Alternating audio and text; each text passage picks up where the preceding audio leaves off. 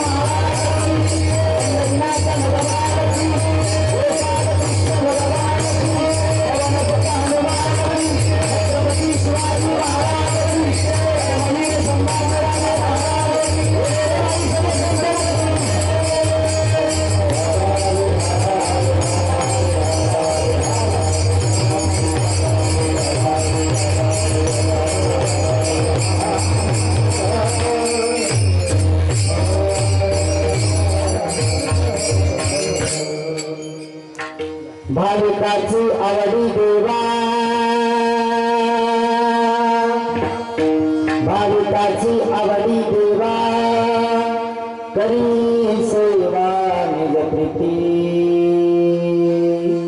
हिंडे तया मागे पुढे, नासी कोडी सकळही, घरी दारी वसे हरी, घरी दारी वसे हरी, विश्वांबरी भावजा, हिंडे तया मागे पुढे, नासी कोडे सकळही, निळा मणी संदेह नाही, निळा मणी संदेह नाही, भक्ता पाही यावरी, हिंडे तया मागे पुढे, नासी कोडी सकळही, महायोग पीठितले विमृत्या, वरम कुंडली कायवा तुमुंदयी, समागत तिष्ठं तमानंद कंदं, परब्रह्मलिंगं वजी पांडुरंगं, येग येग विठालाई,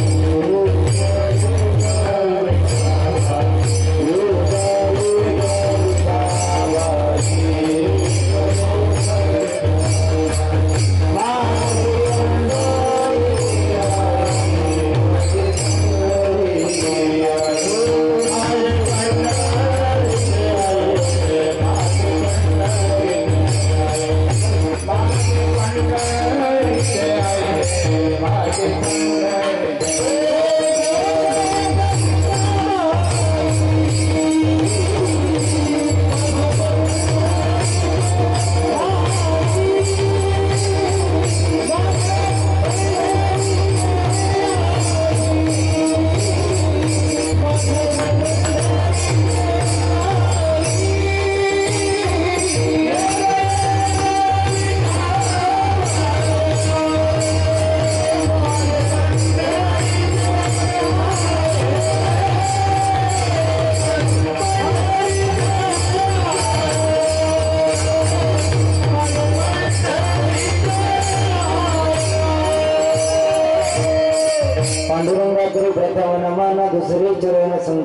त्यांच्या कृपादानी पतीचा विस्तारू बाबाजी सद्गुरु दास तुका अलंकापुरी रम्य सिंहासनस्थं फलांबोज तेजस प्रदेशं विधेंद्रादिदेवे सदा स्तूयमानं समाधिस्थमूर्तिं भजे ज्ञानदेवं नमो ज्ञानेश्वरा नमो ज्ञानेश्वरा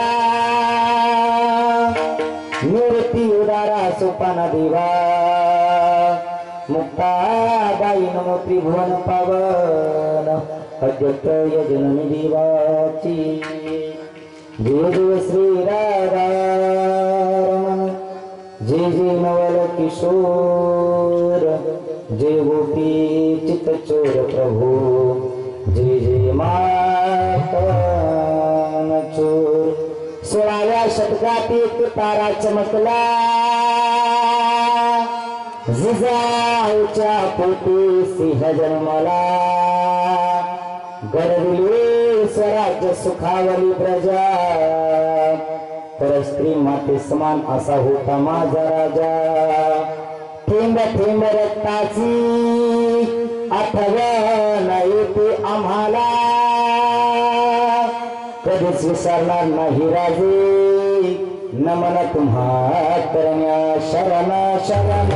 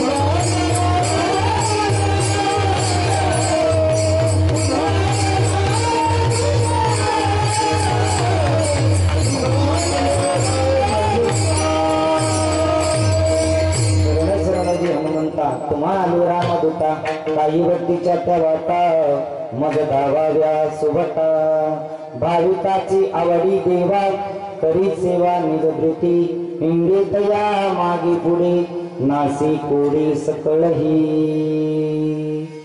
मुक्त देवले चक्रवर्ती भगवान श्री ज्ञानोबा आहे आदिनवशाच्या प्रमाण हृदयामध्ये व्याप्त असलेले भगवान श्री तुकोबा आहे आदी सर्व संत मंडळीच्या चरणावरती नतमस्तक होऊन तुम्हा सर्व श्रोतेजन मायबापांना विनम्र अभिवादन करून कीर्तनोची सेवेला प्रारंभ झाला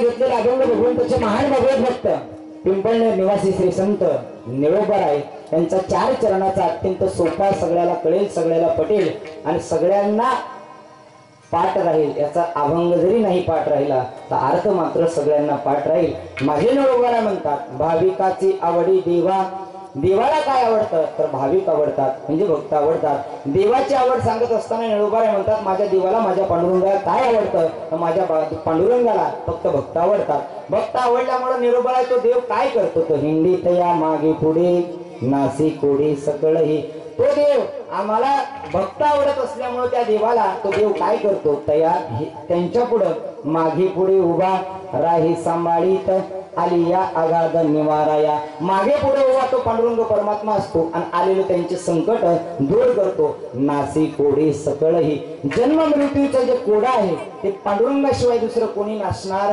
दुसरं कोणी सोडवणार नाही का येथे एकच लीला तरली जे सर्व भाव मज भजले या भवसागरातून एकच लीला तरुण गेले या भवसागरातून पहिलं तीराला जाण्याकरता माझा पांडुरंग परमात्मा कमरेवरती हात टेकून उभा आहे आणि भक्तांना सांगतोय हा भवसागरात तरुण जायचा असेल तर माझ्या भक्ताकरता फक्त कमरे इतकंच पाणी आहे आणि कमरे इतक्या पाण्यातून माझे भक्त पहिली तीराला सहज जाऊ शकतात ठीक आहे निळोबार आहे नाचलं पण आणखी काय करतो का निळोबार म्हणतात एकदा का भक्त झालात ना तर भक्त झाल्याबरोबर देव काय करतो घरी दारी वसे हरी तो देव तुमच्या घरामध्ये आहे तो देव तुमच्या दारामध्ये आहे कशामुळे महाराज तर विश्वांबरी भावजा विश्वाला व्यापून टाकणारा परमात्मा विश्वव्यापक परमात्मा अंतःकरणामध्ये भाव आला की घरामध्ये येतो दारामध्ये येतो तो पहिला या शरीरातल्या घरामध्ये तर आहेच तैसा हृदयामध्ये मी रामो सर्वा घटी राम देहा देही एक सूर्यप्रकाश सहस्रश्मी.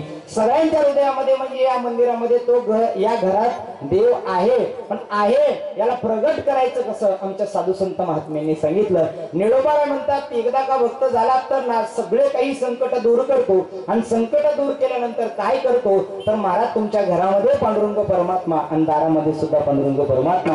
निळोबाला काही लोकांनी प्रश्न केला महाराज हे सगळं बोल खरंय का हे सगळं खरंय का. निळोबाराय म्हणले निळा मनी संदेह नाही. संदेह करू नका शंका कसली आणू नका फक्त एक व्हा एकदा भक्त होऊन पहा. निळा मनी संदेह नाही भक्ता पाहे या परी किंवा यावरी.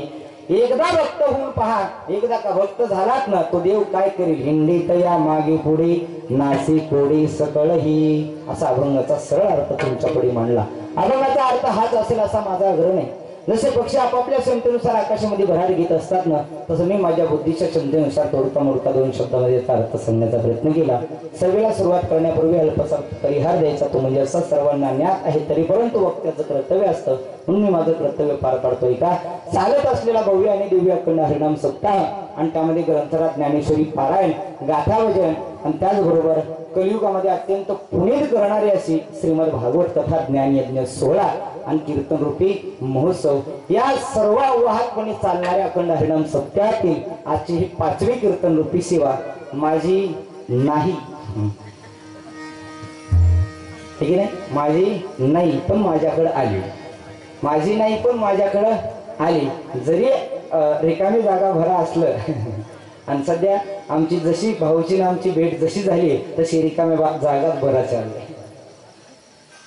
कारण 10-15 दिवसाखाली तिथं कलांडीला कीर्तन झालं आणि त्या कलांडीतही संजय महाराजांच्या जागेवरच कीर्तन झालं आणि तिथंच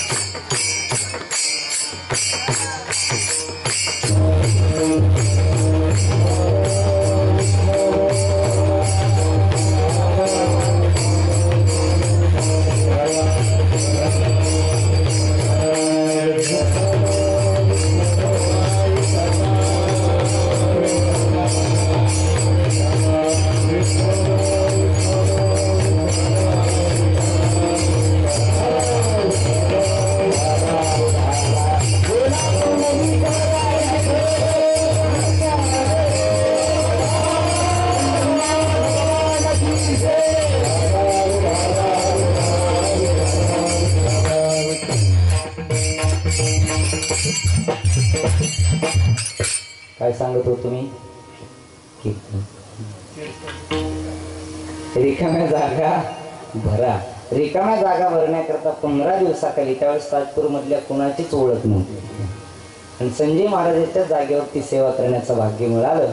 आणि त्याचबरोबर आजची 5वी कीर्तन सेवा माझी नसताना त्यांच्या जागेवरच सेवा करायचा योग आला.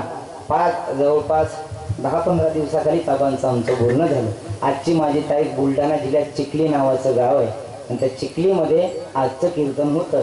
पण तिथं मी माऊस भावाला पाठवलं ते आम्ही 10-15 दिवसाखालीच हे करून घेतलं कारण इथून अंतर ते कापणं होत नव्हता आणि जास्त पळापळी करून एवढा काही माझा मोठा संसार आणखी झाला.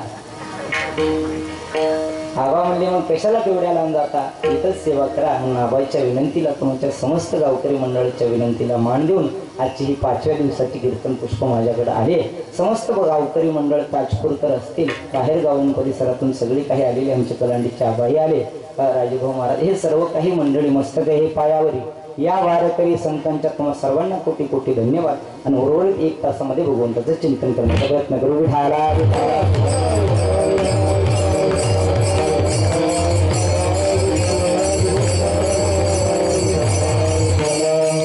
दोन वेळेस तर लाईट गेली पण आता 3ऱ्या वेळेस जाऊ.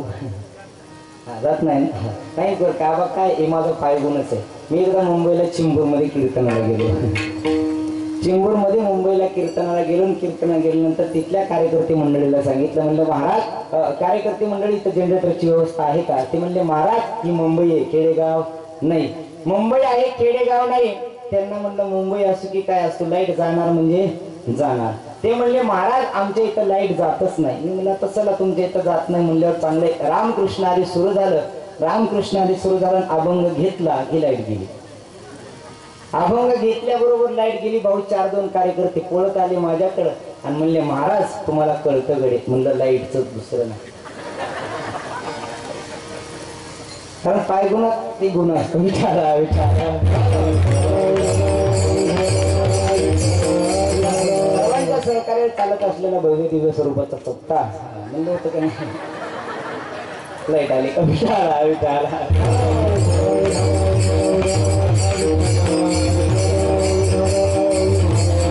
भव्य दिव्य स्वरूपाचा सप्ताह आणि त्यातली 5वी कीर्तन पुष्प माझ्याकडे आलेली आहे. अभंग आहे निळोबारायचा आणि अभंगाद्वारे निळोबा माझी भक्ताची आवड सांगतात. ऐका, प्रत्येकाला काही ना काहीतरी आवडत असतं. याचा थोडासा बाज कमी करा, नावाज द्या.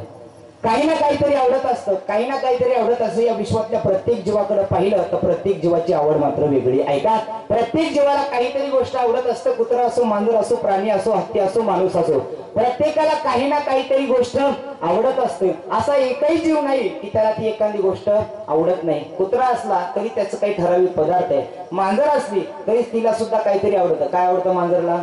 दूध आवडत आहे की नाही. काही ना काहीतरी प्रत्येकाला आवडत असतं महाराज. म्हणून या विश्वातल्या प्रत्येक जीवाचा जर विचार केला आपण तर यामध्ये शास्त्रकारांनी 3 वर्ग पाडले. आहे का? 3 वर्ग पाडले. त्यामुळे प्रामुख्याने माणसाचा विचार केला तर माणसाच्या विचारामध्ये सुद्धा 3 वर्ग पाडले आणि त्या 3 वर्गाचं चिंतन करेल. आहे का? पहिली आवड आहे तुमची आमची. पहिली आवड आहे तुमची आमची. दुसरी आवड आहे साधू संत महात्म्यांची आणि तिसरी आवड आहे देवाची. पुन्हा एकदा ऐका, माणसालाही काहीतरी आवडतं, साधू संत मंडळीला सुद्धा काहीतरी आवडतं आणि देवाला सुद्धा काहीतरी आवडतं. पण आवडी जरी नाव जरी सेम असलं तर यातले अर्थ मात्र भिन्न भिन्न भिन्न आहेत. माणसाची आवड वेगळी आहे, संतांची आवड वेगळी आहे आणि देवाची आवड वेगळी आहे. विठाला आहे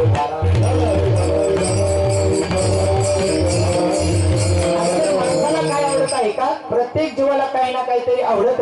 शास्त्रकार असं सांगतं या माणसाला एकच गोष्ट आवडते, त्याचं नाव आहे संसार. ऐका, संसार या शब्दामध्ये जेवढ्या काही विश्वातल्या गोष्टी आहेत, मग प्रत्येक पदार्थ असेल, या प्रत्येक पदार्थाला प्रत्येक वस्तूला एक नाव ठेवलं आणि ते नाव संसार आहे. या संसार शब्दामध्ये भाऊ प्रत्येक गोष्ट आली. आपल्या रोजच्या नित्य नियमापासून तर देवानं निर्माण केलेल्या वस्तू, या जगातली प्रत्येक गोष्ट जरी म्हटलं तरी त्याचं नाव आहे संसार. ऐका, लग्न झाल्यानंतर सुद्धा माणसं म्हणतात महाराज हे आमचा संसार. शेतीवाडी दाखवायला गेले की महाराज मग लोक म्हणतात महाराज हे आमचा संसार. घरदार नातेवाईक सगळं काही म्हटलं, कुटुंब आलं सगळं की लोक त्यांना सुद्धा काय म्हणतात? संसार. जाऊ द्या, हे सोपं सांगतो. एखाद्याच्या बायकोशी ओळख करून द्यायची असेल पत्नीची तर तो सुद्धा माणूस म्हणतो महाराज हे आमचा, बोला ना, महाराज हे आमचा संसार. नाव एक आहे, वस्तू अनेक आहे. ऐका, नाव एक आहे पण वस्तू अनेक आहे. पत्नीला सुद्धा म्हणजे एखाद्या व्यक्तीला सुद्धा संसारच म्हटलं. वस्तू असेल, घरदार बंगला असेल, शेतीमाडी असेल, पैसा असेल, गाडी इस्टेट असेल, या सगळ्या काही वस्तू फक्त आणि फक्त कशामध्ये येतात? संसारामध्ये. या सगळ्या वस्तू संसारामध्ये येतात. मग संसार हा जीवाला आवडतो. मग कुठलाही संसार असू द्या, एखाद्याला पत्नी आवडत असेल, एखाद्याला मुलं आवडत असेल, एखाद्याला गाडी आवडत असेल, एखाद्याला शेतीमाडी आवडत असेल, कुठलीही गोष्ट आवड घ्या, या जीवाला या माणसाला जी गोष्ट आवडेल त्या सगळ्या गोष्टीच्या मागे जे अर्थ जडलेला आहे त्याचं नाव आहे संसार. या संसाराच्या व्यतिरिक्त या जीवाला दुसऱ्या काही गोष्टी आवडत नाही. जर तसं असतं महाराज तर तुकोबारायचं सुंदर किती प्रमाणे बघा. तुकोबाराय म्हणतात माणसाची एकच इच्छा असते, वाडा रे संतारा, वाडा रे संतारा.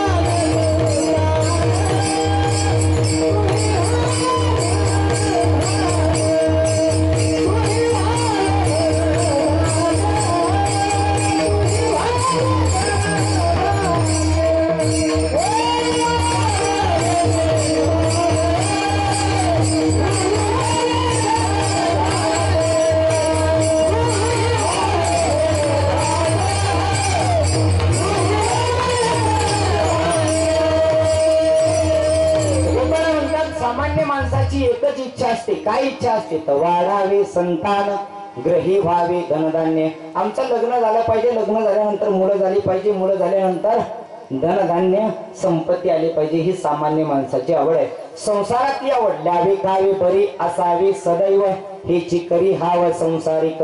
या संसारिकांना एकच इच्छा असते, बस ल्यायला चांगलं पाहिजे, खायला चांगलं पाहिजे, झोपायला चांगलं पाहिजे. जसं आलं खाल्लं पिल्लं झोपी गेलं. झोपी गेलं नाही महाराज, वरीच गेलं. का वरी गेलं ऐका. कशा करता माणसाचा जन्म मिळाला. औत हात का मानव देह अल्लाने तुझविया, औत हात का मानव देह अल्लाने तुझविया, खाया पिया सुख से सोया न जमाना होया, अरे खाया पिया सुख से सोया न जमाना होया. काय केलं महाराज. औत हात का म्हणजे 3.5 हाताचा नरदेह मिळाला. आणि 3.5 हाताचा नरदेह मिळाल्यानंतर आपण काय केलं. खाया पिया सुख से सोया न जमाना होया. खाल्लं पिल्लं आणि झोपी गेलो म्हणजे डायरेक्ट वर गेलो. का महाराज. या संसारिक जीवाची ही आवड आहे. प्रत्येक माणसाला काही ना काहीतरी आवडत असतं. आपल्या सगळ्या सर्वसामान्य जीवाला महाराज आवडतो तो म्हणजे संसार आहे. या संसारातल्या प्रत्येक गोष्टी जीवाला कधी ना कधी आवडत असतात. पण एक विशेष आहे, जी आवड आता आहे ती आवड तासावराने राहील का नाही सांगता येत नाही. काय तर आवड एक अशी गोष्ट आहे आणि ती आवड चंचल सुद्धा आहे. आवड चंचल आहे. किती चंचल आहे सांगतो तुम्हाला. एका तासापूर्वी जी गोष्ट आपल्याला आवडत होती ती एका तासानंतर आवडेल की नाही सांगता येत नाही. जी गोष्ट 2 तासाने आवडेल आणि 2 तास तशीच स्थगित राहील, पण 3ऱ्या तासाला तीच गोष्ट आपल्याला आवडेल की नाही सांगता येत नाही. जाऊ द्या तासाचं वर्षाचं सांगतो. एखादी गोष्ट एखाद्या वर्षापूर्वी आवडत असते, पण दुसऱ्या वर्षी तिची आवड थोडीशी कमी होते. 2 वर्षानंतर आणखी कमी होते, 4 वर्षानंतर आणखी कमी होते. हे नाहीच कळालं तर उदाहरण देऊन सांगतो ऐका. लग्न झाल्याबरोबर ऐका, लग्न झाल्याबरोबर जी पत्नी त्या दिवशी त्या नवरदेवाला जर विचारलं तुला किती आवडते, अहो ते म्हणतं माझ्या जीवापेक्षा जास्त. त्याला 2-4 वर्षानं विचारलं अहो कसं चाललंय संसार, काय नाही, ते म्हणतो महाराज बराच चालू आहे. म्हणजे 50% आवड कमी झाली. 50% आवड कमी झाली आणि 50% आवड कमी झाल्यानंतर पुन्हा 4-2-10 वर्षानं विचारलं अहो महाराज संसार कसा चालू आहे, ते लोक म्हणतात महाराज संसारात मजाच नाही. का आवड बदलते हे नाही कळालं तर आणखी सोपं सांगतो. नवरदेव ज्या दिवशी घोड्यावर बसून परण्या निघाला, निघतं तुमचे घोड्यावरच बसतो ना, गाडवावर कोण म्हणजे घोड्यावर बसतो हे का. घोड्यावर बसून ज्या दिवशी नवरदेव परण्याला निघाला महाराज, त्या दिवशी नवरदेवाच्या जवळ जायचं आणि नवरदेवाला म्हणायचं नवरदेव राम राम. ते एवढ्या फुल रेंज मध्ये असतं महाराज, एवढ्या फुल रेंज मध्ये आपण राम राम म्हटलं की ते 100च्या कडनं म्हणतं राम राम. का तर त्या दिवशी नवरदेव आहे. 2-4 वर्षानं विचारा त्यालाच राम राम घालायचा. महाराज 2 काड्या कमी रेंज दाखवतं. राम राम म्हणलं की ते म्हणतं राम राम.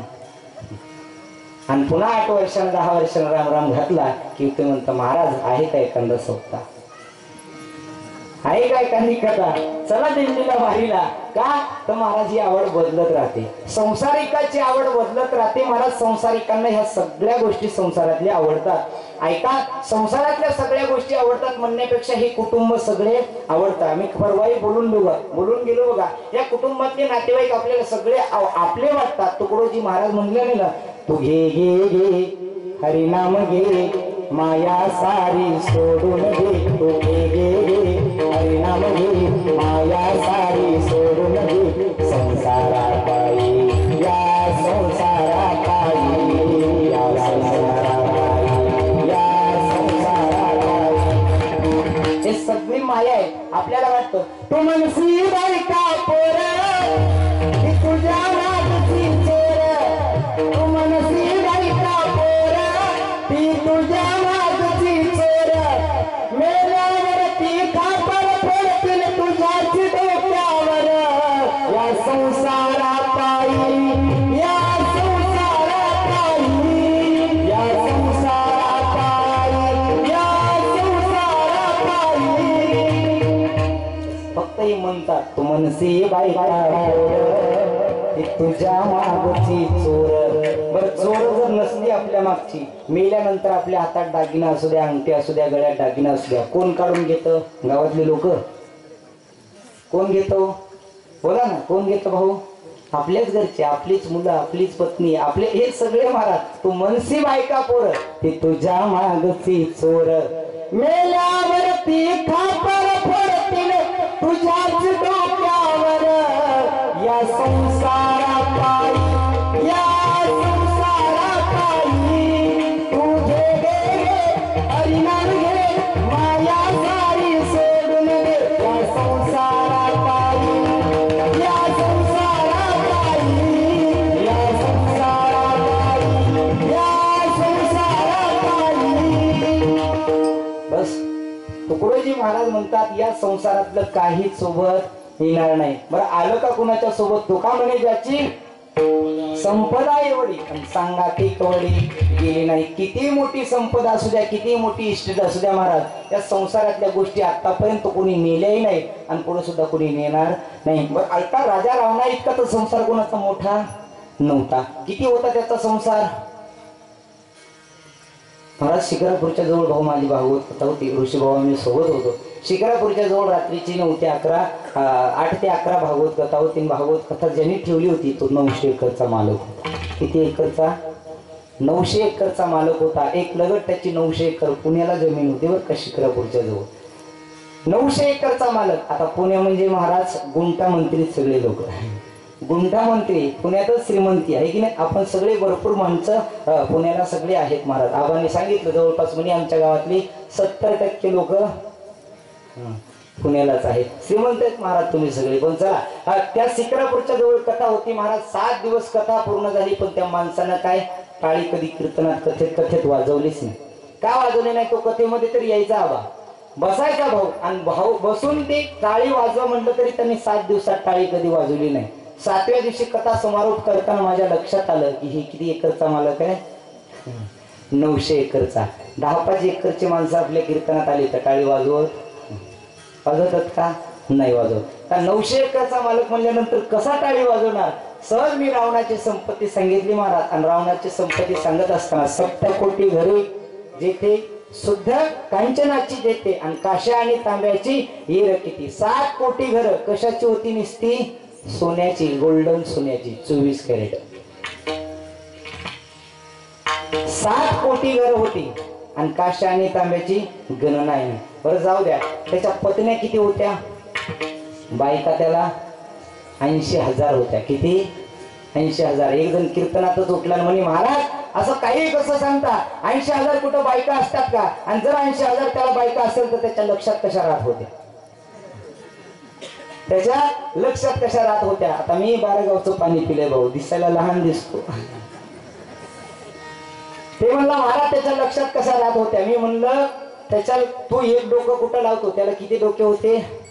10 डोके होते. तुझ्या एका डोक्याचं माप, एका डोक्यात 10,000च माणसं धर म्हणलं. एका डोक्यात 10,000 बायका किती झाल्या? किती झाल्या?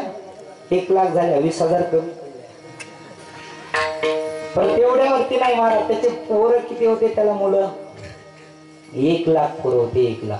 प्रत्येक त्याच्या पुढचं होतं महाराज. त्यांना मी सांगितलं 10 डोके. पण त्यानं पुढचा प्रश्न केला म्हणे महाराज त्याला जर एका आडंगावर झोपायचं असेल तर कसा झोपत होता? मी म्हणलं तुला पुरा इतका खडा करण्यात आणि त्याच्यात डोकं ठेवायचं. बरं कधी काय कोण कीर्तनात विचारेल काही महाराज सांगता येत नाही. बरं बोलतानाही माणसं नीट बोलत नाही भाऊ, बोलताना सुद्धा नीट बोलत नाही. हे सुंदर तोंड देवानं बोलायला दिलं. एक जण आम्हाला जीव घालत होतं, संभाजी महाराज, तुम्ही नाही बरं का, जीव घालत होतं.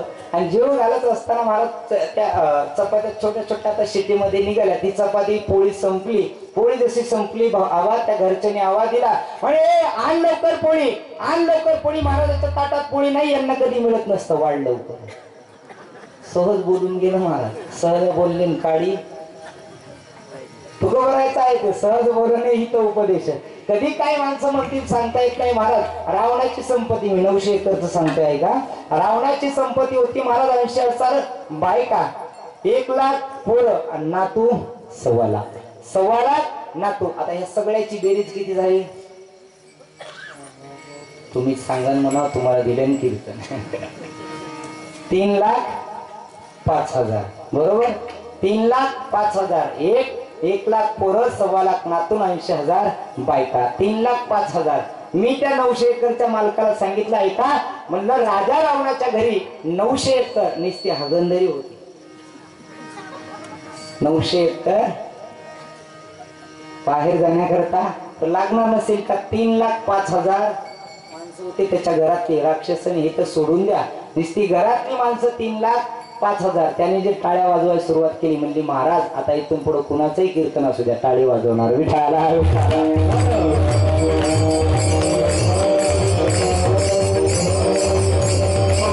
संसारातली प्रत्येक गोष्ट कोणाला ना कोणाला आवडत असते, काही ना काही आवडत असतं. या संसाराच्या व्यतिरिक्त या जीवाला दुसरं काहीही आवडत नाही. हा संसार सोडला तर या जीवाला कुठलीच गोष्ट आवडत नाही. किती संसार आवडतो, किती संसार आवडतो, आणि या आशेवरती जीवन जगतो महाराज. या आशेवरती जीवन जगतो. सर्व सुखाची आशा जन्म गेला. फक्त आशेवरती आपला जन्म झालतो, सुख तर मिळतच नाही. फक्त आशेवरती जन्म जगतो महाराज आपण. किती आशा वाईट आहे या संसाराची, किती आशा वाईट आहे सांगतो. 2 गाढव होती महाराज. एका डोंबऱ्याच्या घरी 2 गाढव होती, आणि त्या दोन्ही गाढव महाराज दुष्काळामध्ये, त्या कुंभाराच्या घरी 2 गाढव होती ऐका, आणि कुंभाराच्या घरी 2 गाढव होती. त्या दोन्ही गाढवानं कुंभारांना दुष्काळ पडला, पाणी नव्हतं, म्हणून ते दोन्ही गाढव विकली. आशा कशी असते सांगतो.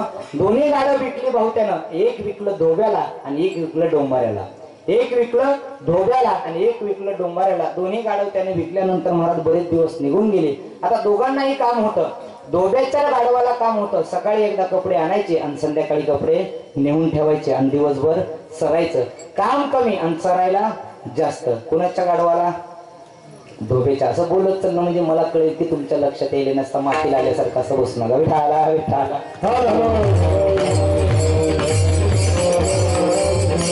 दुसरं जे गाढव होतं मला ते इकलं होतं डोंबाऱ्याचं. त्या डोंबाऱ्याच्या गाढवाला काय होतं, त्या डोंबाऱ्याचं, आता हे आवाज कोणाचीच व्यवस्थित कीर्तन सुटेच होणार नाही, त्याच्यामुळे हळू हळू म्हणावी नाही. विठाला विठाला. त्या डोंबाऱ्याच्या गाढवाला काम होतं महाराज, दिवसभर प्रवास करायचा, संध्याकाळी आपला तो मालक 2 तास काम करायचा, गावात तो खेळ खेळायचा, आणि खेळ खेळून महाराज त्याने विचार करायचा आणि 2 तास त्या गाढवाला चारायला टाकायचं. डोंबाऱ्याच्या गाढवाला काम जास्त आणि खायला कमी. 2च तास त्याला त्याचा मालक मोकळा सोडायचा, आणि 2 तासामध्ये काय खाऊन यायचं ते परत येऊन लगेच दुसऱ्या गावला आपला खेळ संपला की पुढच्या गावला मुक्कामाला निघायचा. याचा नित्यनेम दोघांचा ठरलेला असायचा.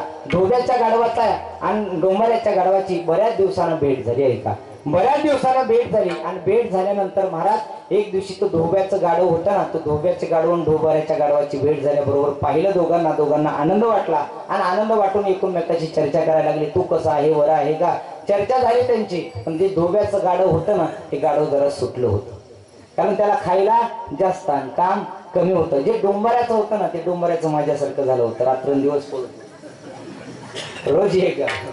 डोंबाऱ्याचं होतं ना ते जरा असं झालं होतं, आणि जे डोब्याचं होतं ते जरा खाऊन पिऊन गच्च झालं होतं. महाराज दोघांनी विचार केला, अरे का रे डोब्याचं गाढव डोंबाऱ्याच्या गाढवाला म्हणतं, का तुला काही खायला मिळत नाही का, तुला एवढी मरमर कशा करता करतो. त्यानं सांगितलं, काय सांगावं, रोज एक कीर्तन, रोज एक. डोंबाऱ्याचं गाढव म्हणलं, माझा मालक खायला कमी देतो आणि प्रवास लांबचा असतो, दिवसभर प्रवास करायचा, रात्री त्या गावात पोहोचलं की 2 तास मला तो सोडतो, आणि 2 तास सोडल्यानंतर पुन्हा मला काहीतरी खायला मिळतं. आशेवरती जीवन कसं जगतो याच्याकरता सांगतो. त्यावेळेस तो धोब्याचं गाढव होतं ना, धोब्याचं गाढव म्हणलं, अरे ऐक ना, जाऊ दे त्या पहिल्या मालकाला सोडून दे, आणि तू माझ्यासोबत ये, माझ्या मालकासोबत. एक तर काम कमी आणि खायला जास्त. मी तुझा वशिला लावतो, आणि वशिला असल्याशिवाय काम होत. मी तुझा वशिला लावतो, काय कर, तुझ्या मालकाला सोडून दे आणि तू आमच्या मालकाकडे ये. पण ते इमानदार होतं महाराज, आशेवरती जीवन जगत होतं. त्याने म्हणला, नाही रे, माझ्या मालकाकडून जर मी आलो तर माझ्या मालकाचं पोट बंद करेल. पोट बंद होत पडेल, त्याला त्याचा धंदा बंद पडेल, त्याने काय खावं त्याच्या मुलाबाळानं, काय करायचं त्यानं. जर नाही गाढव मिळालं तर पुढच्या गावाला सामान कसं नेणार तो, आणि तो 2 तास खेळ करून तो आपली उपजीविका भागतो. मी मात्र तुझ्यासोबत येणार नाही, मी मात्र तुझ्यासोबत येणार नाही. हे गाढव म्हणलं, तू केव्हापासून एवढा इमानदार झाला, एवढा इमानदार कधीपासून वागायला लागला. म्हणला, इमानदारीचं काय नाही रे, आमचा रोज आमचा डोंबारी मालक आहे ना, रोज एका गावामध्ये खेळ खेळतो, आणि खेळ खेळत असताना त्याची एक मुलगी आहे, ती दावीहून चालत असते, दोरीहून चालते. मी त्यांच्याकरता एवढ्याच आशेवरती सांगतो, एवढ्याच करता त्या मालकाकडून निघत नाही. आमचा मालक रोज त्याच्या मुलीला म्हणतो, हे सखे बघ, तू जर दोरीहून खाली पडलीस तर तुझं लग्न गाढवासोबतच लावून देईल. त्या सखीला रोज त्याचं बाप म्हणत असतो, आमचा मालक म्हणत असतो, हे सखे तुझा दोर येऊन खाली पडलीस तर तुझं लग्न गाढवा सोबतच लावतो. तो गाढव धोब्याचं गाढव म्हणाल, त्या डोंबऱ्याचं गाढव धोबाच्या गाढवाला म्हणायला फक्त एवढ्याच करता ती कधीतरी खाली पडल आणि माझं तिच्या सोबत एक तरी दिवस आमच्या मालकाची सखी खाली पडेल आणि खाली पडल्याबरोबर तिच्यासोबत माझं लग्न होईल. हे कशावर जगतो महाराज आपण? बरं त्या गाढवाचं सांगतो का मी? नाही ना महाराज. विचार करा, प्रत्येक जण आशेच्या आशेवरती जीवन जगतो. या संसारातली जोपर्यंत आशा संपत नाही तोपर्यंत माणसाला सुख होत नाही. आपुला तो एक देव करून घ्यावा तेने विना जीवा सुख नाही. सुख नाही कोटी आई या संसारा. महाराज रात्रंदिवस तळमळ आहे, दुःख बांधवडी आहे हा संसार. सुखाचा विचार नाही कोटी. रात्रंदिवस या संसारामध्ये आपण वावरतो फक्त सुख मिळवण्याकरता, पण सुख मिळत नाही. या सुखाच्या आशेवरती जीवन जगतो. सामान्य जीवाची आवड पाहत असताना शास्त्रकार असं सांगतात, फक्त जीवाला आवडतो तो संसार विठाला.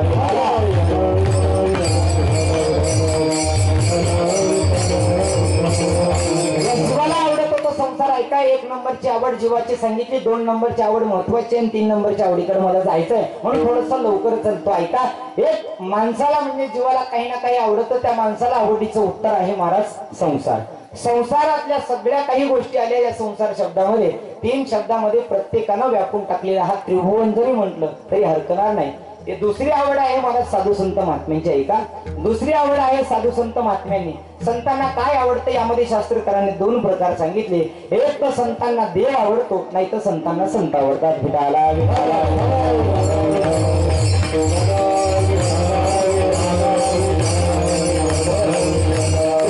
संतांना संत आवडतात, नाहीतर महाराज संतांना देव आवडतो. संतांना पहिली गोष्ट देव तर आवडतोच महाराज, पण देवापेक्षा सुद्धा संत आवडतात. देवापेक्षा सुद्धा संत आवडतात. देव किती आवडतो? बहु आवड असे जीवा पासूनिया कानडिया कानडिया विठोबा. बहु आवड असे जीवा पासूनिया. आमच्या जीवापेक्षा पांडुरंग परमात्मा तू आम्हाला आवडतोस. महाराज देव तर आवडतो, पण संत किती आवडतात? ऐका, संतांची आवड एक तर संत आहे नाही तर देव आहे, पण संतांना संत जास्त आवडतात. किती आवडतात सांगू तुम्हाला. ज्यावेळेस ज्ञानोबारायच्या पालखी सोहळ्यामध्ये सगळे काही संत मंडळी येतात आणि सगळे काही संत मंडळी आल्यानंतर ज्ञानोबाराय प्रत्येकाचं स्वागत करतात. जर स्वागत केलं नसतं तर ज्या वेळेस महाराज देहू गावातला एक पाटील दर्णेकरी ज्ञानोबारायकडे आला होता आणि ज्ञानोबारायकडे आई येऊन महाराज मुक्ती मागत होता, मोक्ष मागत होता, पण ज्ञानोबारायने सांगितलं, अरे तुझ्याजवळ तुझ्या गावात संत तुकाराम महाराज असताना तू माझ्याकडे का आला? जर आला तर ऐक, तुला एक पत्र देतो. 9-11 अभंगाचं एक पत्र दिलं महाराज आणि 11 अभंगाचं पत्र त्या धरणेकराला दिलं आणि धरणेकराला सांगितलं, मला शरण जाण्यापेक्षा तू जा आणि तुकोबारायला शरण जा. तुकोबारायला तू शरण गेलास तर तुकोबाराय सगळे काही तुझ्या जीवनातील दुःख दूर करतील. ऐका, तुकोबारायच्या जीवनामध्ये तर दुःखच होतं महाराज. पूर्ण तुकोबारायचं जीवन चरित्र पाहिलं तर सगळे काही दुःख होतं. किती या जगाने दुःख द्यावं संतांना? ऐका, किती द्यावं दुःख. एक तर महाराज गावाच्या बाहेर हाकलून दिलं. गावाच्या बाहेर हाकलून दिलं. मंबाजी बुवानं काट्याने मारलं आणि मंबाजी बुवानं काट्याने मारल्यानंतर एका वेशेला पाठवलं आणि सांगितलं, जा तुकोबारायचं भजन भंग कर, त्यांच्या नावाला कलंक लाव. महाराज तिथून सुद्धा तुकोबारायने कामावरती विजय मिळवला. जाई हो तू माते नकारी सायास, आम्ही विष्णुदास तैसे नव्हे. हे माते, हे आई, आम्ही तसे नाही, तुम्ही इथून परत जा. आई म्हणून तिला परत पाठवलं महाराज. एक दिवशी तर सकाळची वेळ होती. सकाळच्या वेळी तुकोबारायने विणा घेतल्या, चिपळ्या घेतल्या आणि भंडारा डोंगराचा रस्ता धरला. जसा भंडारा डोंगराचा रस्ता धरला ना महाराज, तसं भंडारा डोंगराला जात असताना गावाच्या बाहेर एक घर होतं. त्या माता माऊलीनं उकळतं पाणी गरम अंगावरती जगद्गुरु तुकोबाईच्या टाकलं आणि तुकोबारायने आतापर्यंत शांत होते. तुकोबारायने त्या बाईला दोष न देता तुकोबारायने पांडुरंगाला आवाज दिला, जय माझी पाया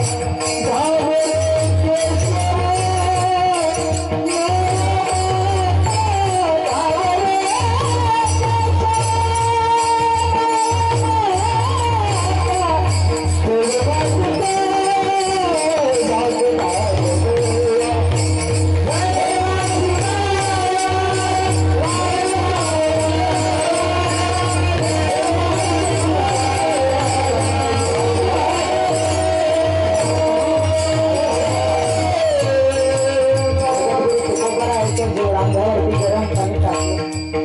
गरम पाणी टाकल्यानंतर जगद्गुरु तुकोबरायाने त्या माता माऊलीला दोष न देता, त्या मावशीला न बोलता पांडुरंगाला आवाज देऊन पांडुरंगाला सांगितलं, पांडुरंगा आयुष्यभर कोणाचाही पाप कर्म केलं नाही, आयुष्यभर तुझं नाव ठेवून दुसरं काही केलं नाही, तरी सुद्धा माझ्या जीवनामध्ये का दुःख यावं, माझे जीवन का दुःखी व्हावं. तर ऐका बाबा, आपलं जीवन दुःखी करून जगाचं जीवन सुखी करण्याकरता या साधू संत महात्म्याने आपलं आयुष्य पणाला लावलं आणि आयुष्य पणाला लावून फक्त हे जग सुखी व्हावं. जगाच्या कल्याणात संतांच्या विभूती देह कष्टविधी बरे उपकार, फक्त बरे उपकार करण्यामध्ये जगद्गुरु तुकोबारायांनी आपलं जीवन व्यतीत केलं, म्हणून आज त्यांचं नाव घालतात. म्हणून म्हणतात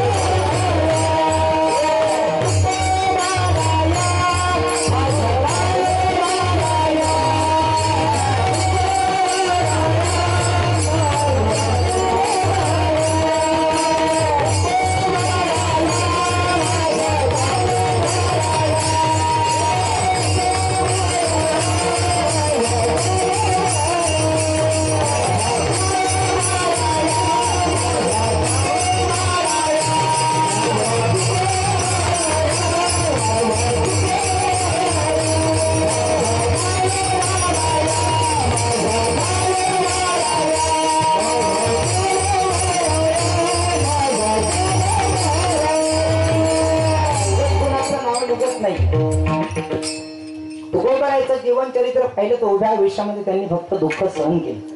एक तर संतांची आवड संत असतात, नाही तर संतांची आवड देव असते. किती संत आवडतात, महाराज तुकोबाराय असतील, ज्ञानोबाराय असतील, नामदेवराय असतील, या संतांनी प्रत्येकाचं गुणगान न करता ज्ञानोबाराय ज्यावेळेस तीर्थयात्रा करण्याकरता निघाले त्यावेळेस ज्ञानोबारायला एकट्यालाही जाता येत होतं, पण पांडुरंगाच्या जवळ आले आणि पांडुरंगाचे जे लाडके भक्त नामदेवराय होते ना, नामदेवरायला सांगितलं, नामदेवरायने देवाला सांगितलं, तुम्ही जर माझ्यासोबत येत असाल तरच मी तीर्थयात्रा करेन, तुम्ही जर माझ्यासोबत येत असाल ना तरच मी तीर्थयात्रा करेल. सोडून द्या, जाऊ द्या. कार्तिकीच्या वारीला माऊली ज्ञानोबारायच्या ठिकाणी महाराज अख्खा समाज गोळा होतो, यामध्ये नवल नाही तर देवताने आणि सगळी काही साधू संत मंडळी प्रत्येक आपापला निवासस्थान सोडून, निळोबाराय असतील, महाराज मुक्ताई असेल, सोपान काका असतील, त्र्यंबकेश्वर निवृत्तीनाथ महाराज असतील, हे सगळे काही पालख्या आळंदीला येतात. त्याचं एकच प्रतीक आहे, एक तर संतांना संत आवडतात, नाही तर संतांना देव आवडतो. विठाला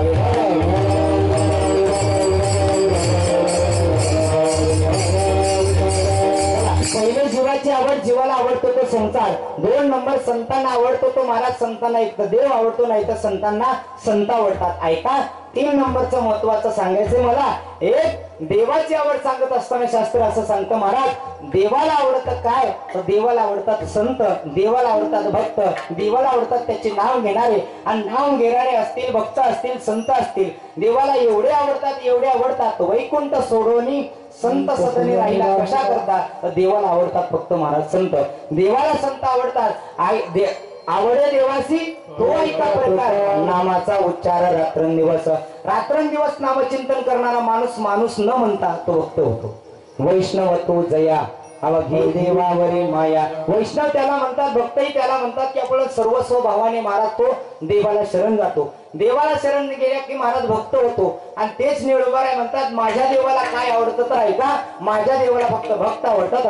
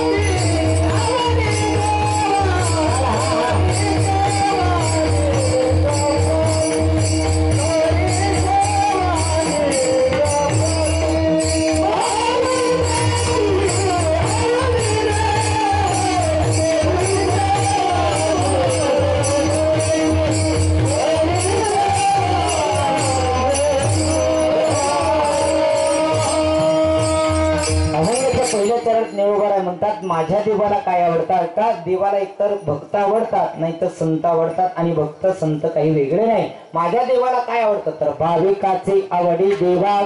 भाविक भक्त हे माझ्या देवाला आवडतात. तर भाविक भक्त नुसते आवडतात का महाराज? नाही, तर करी सेवा निजप्रीती. निजप्रीतीने तो महाराज पांडुरंग परमात्मा भक्तांची सेवा करतो. नुसती आवड वेगळी आणि सेवा करणं आवड वेगळी. आवड असली की महाराज माणूस ठीक आहे तिथपर्यंत पोहोचतो, पण आवड जर जास्त असेल तर त्याची कामं करायला सुद्धा साधा वया भक्ती गाज नाही लाज धरीत. तो पांडुरंग परमात्मा माझ्या भक्तांचे कामं करण्याकरता तिल मात्र सुद्धा लाज धरत नाही. का लाज धरत नाही? तर माझे भक्त त्याला आवडतात.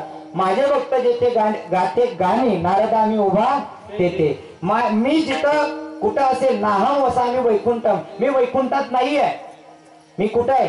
जिथे कीर्तनाची जागा तेथे पांडुरंग उभा. जिथे माझे साधू संत महात्मे कीर्तन करतात, नामसंकीर्तन करतात ना, त्याच ठिकाणी मी असतो. तिथं असल्यामुळे मी त्यांची सेवा करतो. कशी सेवा करतो तर करी सेवा निजप्रीती. निजप्रीतीने सेवा करतो. महाराज किती सेवा करतो आपल्याला सर्वांना माहिती, पण धावत्या वेगामध्ये सांगतो आहे का? महाभारताचा प्रसंग डोळ्यासमोर आणा. महाभारतामध्ये एकदा श्रीकृष्ण परमात्मा नारद महर्षी बोलत बसले. आणि नारद महर्षी श्रीकृष्ण परमात्मा बोलत बसले असताना महाराज नारद महर्षीने एक दिवशी श्रीकृष्ण परमात्म्याला विचारलं की भगवंता देवा, तुमचं सख्या बहिणीवरती प्रेम कमी आहे आणि मानलेल्यावर जास्त आहे. सख्खी बहीण श्रीकृष्ण परमात्म्याची कोण?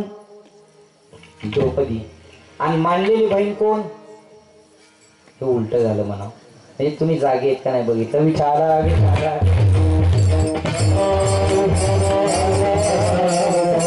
महाराज सुभद्रा आणि मानलेली बहीण. बरोबर ना? बरोबर का? सख्खी बहीण द्रौपदी, सुभद्रा म्हणाव.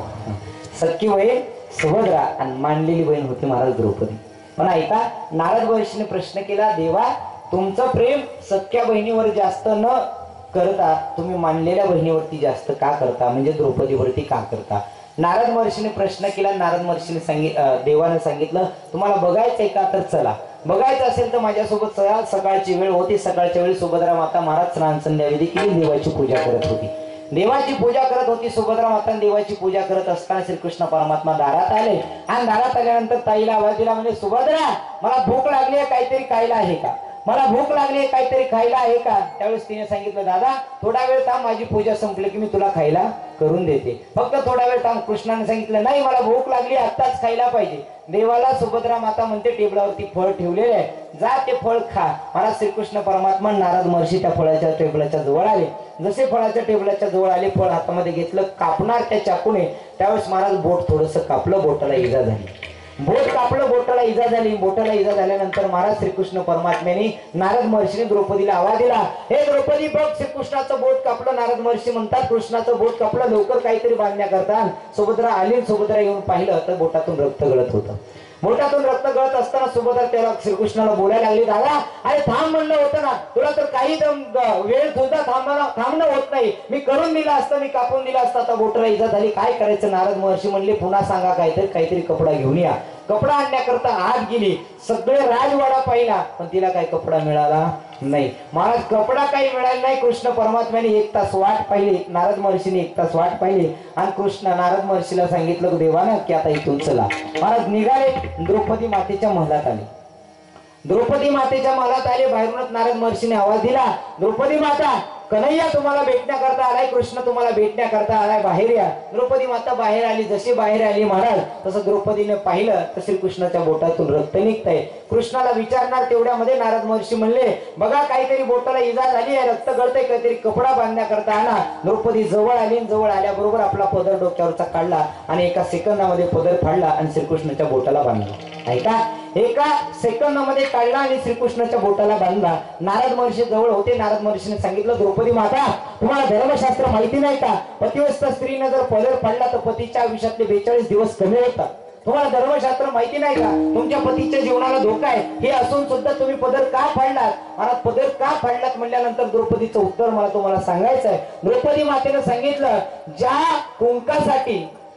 कुंकासाठी मी आयुष्यभर डोक्यावरती पदर घेते, ऐका, ते कुंकू जिवंत किती दिवस ठेवायचं हे जर कोणाच्या हातात असेल तर या देवाच्या हातात आहे. आणि याच्यासाठी असे कितीही पदर जरी फाडले तरी सुद्धा याच्याच हातात आहे माझं कुंकू किती दिवस जिवंत ठेवायचं. या श्रीकृष्णाच्या हातामध्ये आहे की माझं कुंकू किती दिवस ठेवायचं. मग या कृष्णासाठी या देवासाठी असे लाखो जरी पदर गेले आणि त्यांनी जर काही नाही केलं तर माझं कुंकू जसंच तसं स्थगित राहील. ऐका, हे सगळं काही सांगितल्यानंतर नारद महर्षीला कळालं. नारद महर्षीला देव म्हणतो आता तरी कळालं का नाही तुम्हाला की सख्या बहिणीवरती मी प्रेम का करतो आणि द्रौपदीवरती जास्त का करतो, हे तरी कळालं का. श्रीकृष्ण परमात्म्याने म्हटल्याबरोबर नारद महर्षी म्हणतात वा, ऐका, मानलेली बहीण होती द्रौपदी पण प्राण सुद्धा देत होती आणि अशाच भक्तासाठी म्हणूनच पाहती पांडव अखंड वनवासी आणि परित्या देवासी आठवते. अखंड वनवासात असून सुद्धा पांडवांनी श्रीकृष्ण परमात्म्याला कधीही विसरलं नाही. म्हणून रात्रंदिवस पांडुरंग परमात्मा श्रीकृष्ण परमात्मा त्यांच्या सोबत होता. आणि यालाच म्हणा करी सेवा निज कृती विठाला विठाला.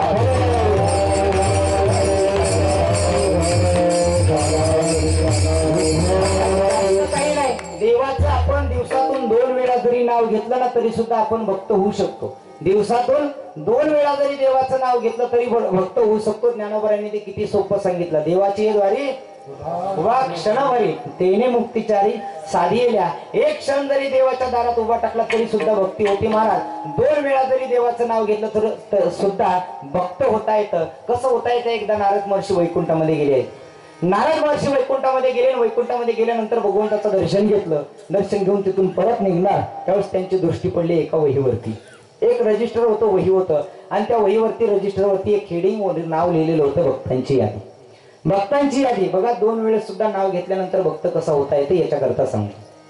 भक्तांची यादी म्हणून नाव पाहिलं आणि जसं नाव पाहिलं महाराज नारद महर्षीला आनंद वाटला. नारद महर्षी म्हणले 24 तास मी देवाचं नामचिंतन करतो, नक्की माझं 1 नंबरला नाव असलं पाहिजे. थोडंसं आनंदाने गेले आणि थोडंसं आनंदाने ते वही उघडून पाहायला गेले.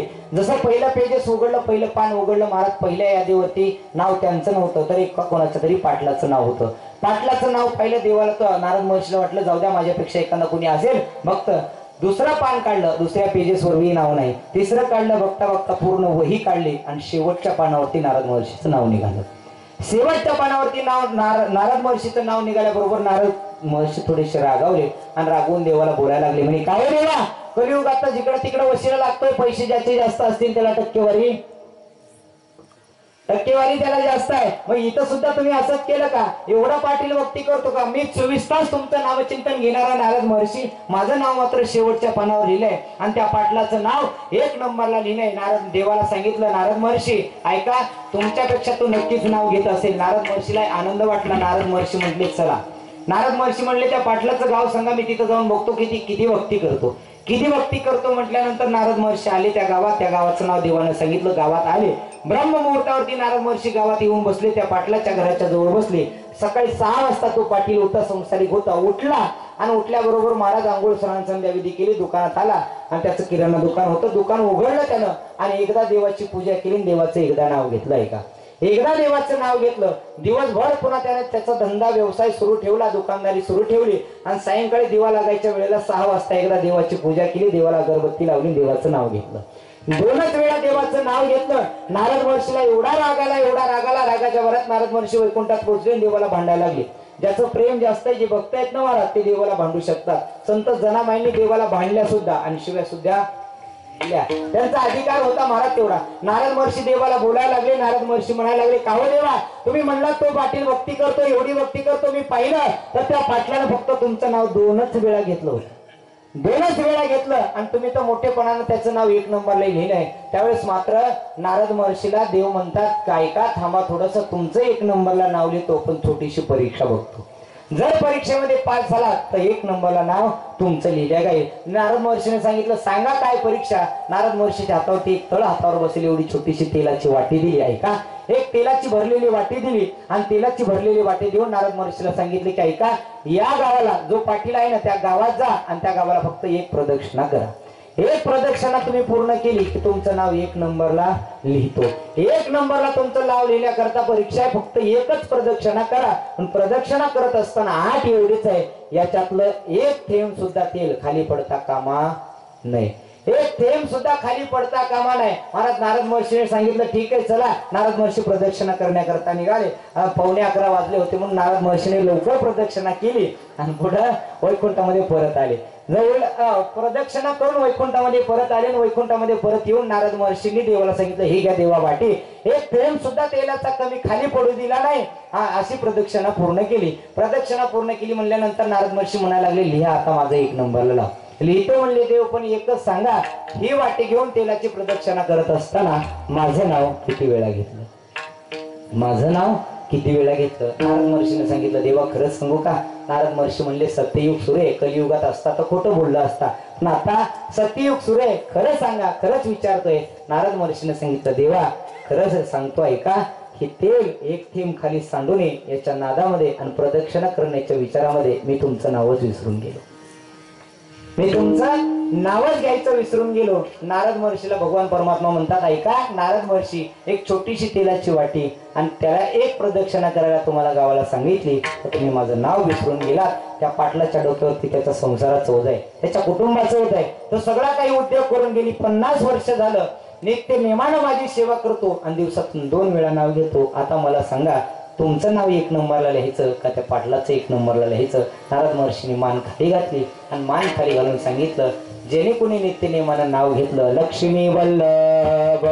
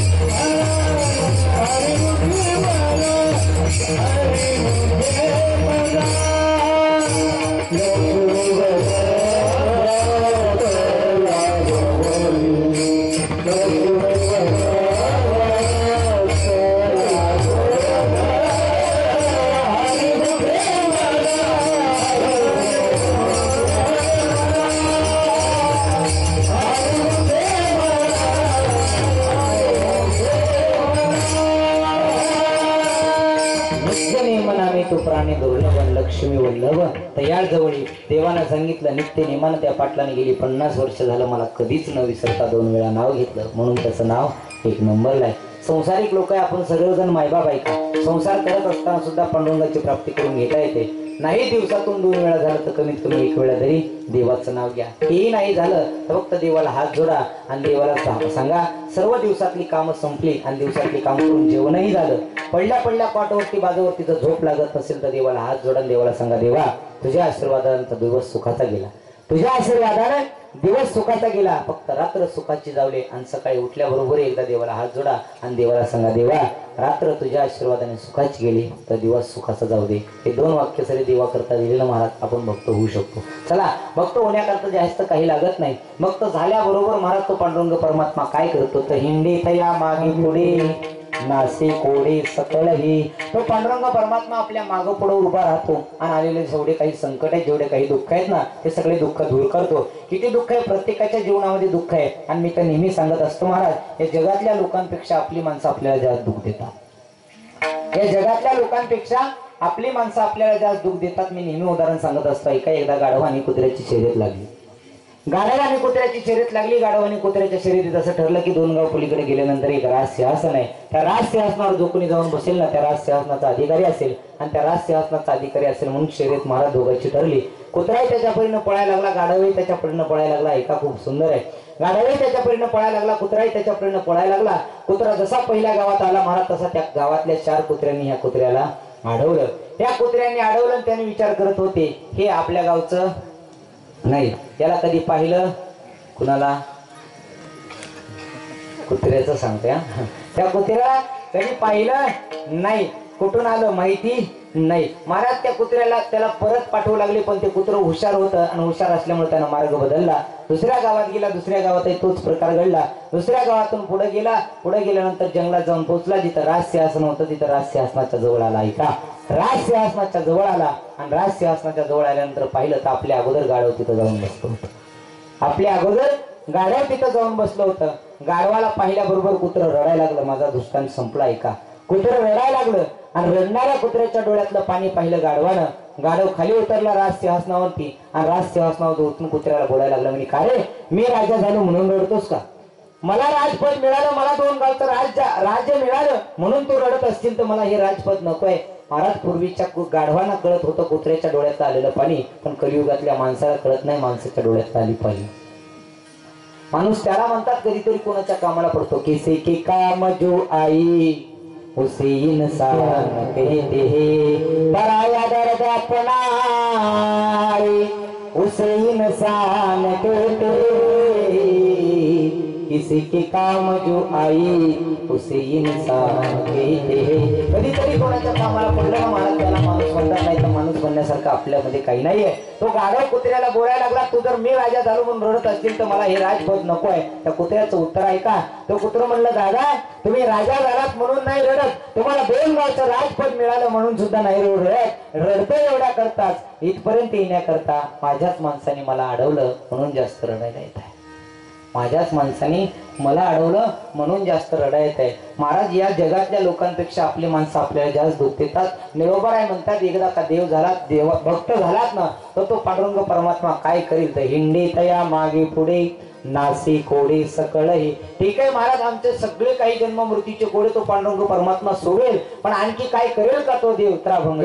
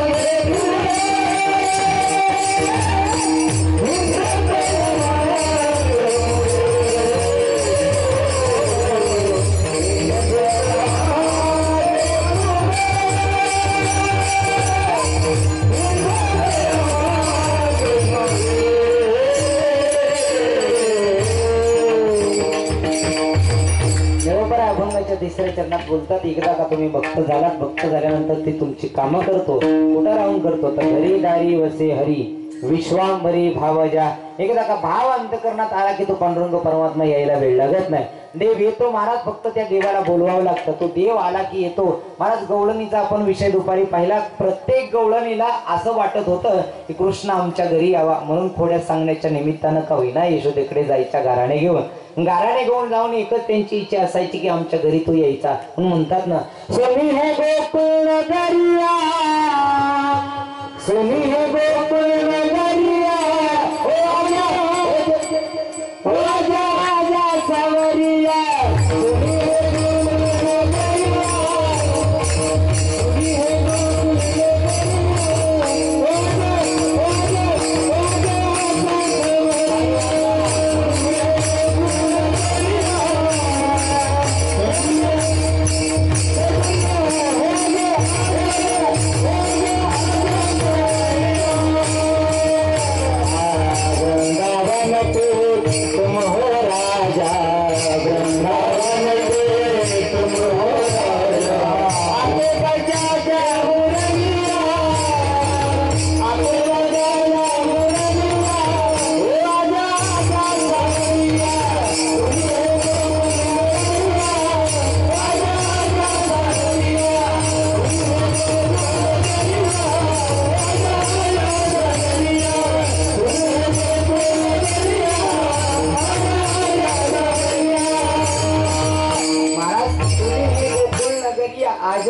आजा सावरिया, आमचं घर तुझ्याशिवाय सुना आहे, सुना आहे.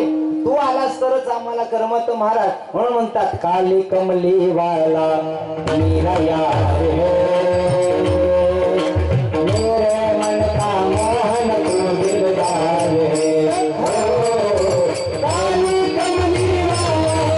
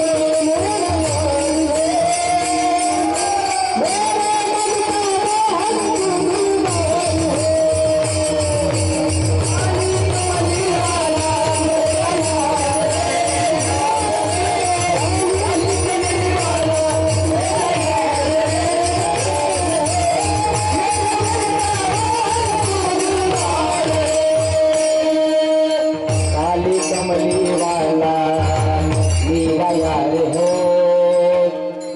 मन का मोहन तू दिलदार है, तू मेरा यार है, मेरा दिलदार है, तू मेरा यार है, मेरा दिलदार है. हो काली कमली वाला मेरा यार है, मेरे मन का मोहन तू दिलदार है. पांडुरंग परमात्मा बोलवलं की येतो. घरी दारी वसे हरी विश्वामरे भावजा, निलामणी संदेह नाही, भक्ता पाहे या परी. फक्त तुम्ही काय करा, संदेह नाही नीला, संदेह नाही नीला, संदेह नाही